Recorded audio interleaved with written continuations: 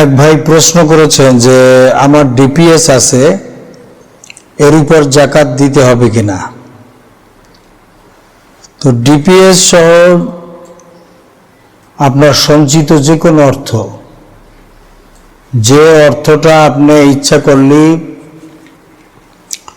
ফেরত আনতে পারেন, আপনার হস্তগত করতে কোনো বাধা নাই, আপনার হস্তগত হতে কোনো বাধা নাই, আপনি যখনই চাইবেন ওই টাকাটা আপনি নিয়ে আসতে পারেন, এরকম অর্থের যাকাত অবশ্যই দিতে হবে। শরীয়তসম্মতভাবে শরিয়া বেসড কোনো আর্থিক প্রতিষ্ঠানে যদি আপনি সঞ্চয় করে থাকেন, ডিপিএস বা অন্য কিছু, সেক্ষেত্রে যে আপনার যে লাভ আসবে সেই লাভ সহই আপনার যাকাত হিসাব করে দিতে হবে, যদি সেটা 1 বছর পূর্ণ হয়। এরপরে আরেকটা প্রশ্ন করেছেন যে আমি প্রচন্ড অসুস্থ ছিলাম, তখন চিল্লা দেওয়ার মানত করেছিলাম, এখন আমি অসুস্থ কিন্তু চিল্লা দিতে পারছি না, এখন আমার করণীয় কি।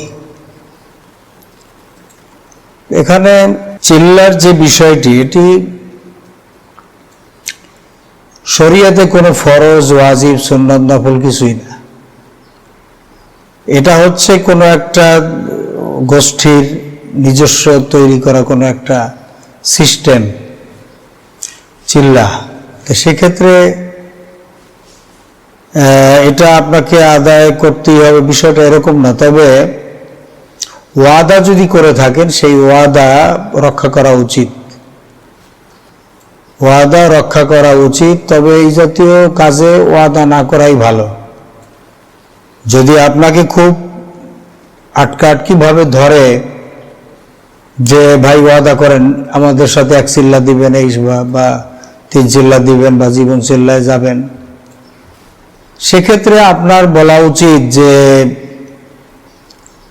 ভাই আমি এই কাজে তো আমি ওয়াদা করতে পারবো না, আমার সংসার, আমার ফ্যামিলি বা আমার ব্যবসা বাণিজ্য কাজকর্ম আছে, তো সেক্ষেত্রে আমি যদি সময় করতে পারি আমি আপনাদের সাথে সময় দেব, কিন্তু এটা ওয়াদা না, আমার সময় সুযোগ মতো আমি সময় দেব, যেহেতু এটা ফরজ, ওয়াজিব, সুন্নতে মুআক্কাদা এগুলি কোনোটাই না।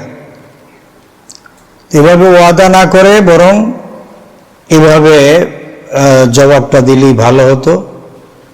তো ওয়াদা যদি করে থাকেন, ওয়াদা রক্ষা করাটা এটা মুমিনের কাজ, এটা মেনে চলবার চেষ্টা করবেন। আল্লাহ তাআলা তৌফিক দান করুন, আমিন। আসসালামু আলাইকুম ওয়া রাহমাতুল্লাহি ওয়া বারাকাতুহু।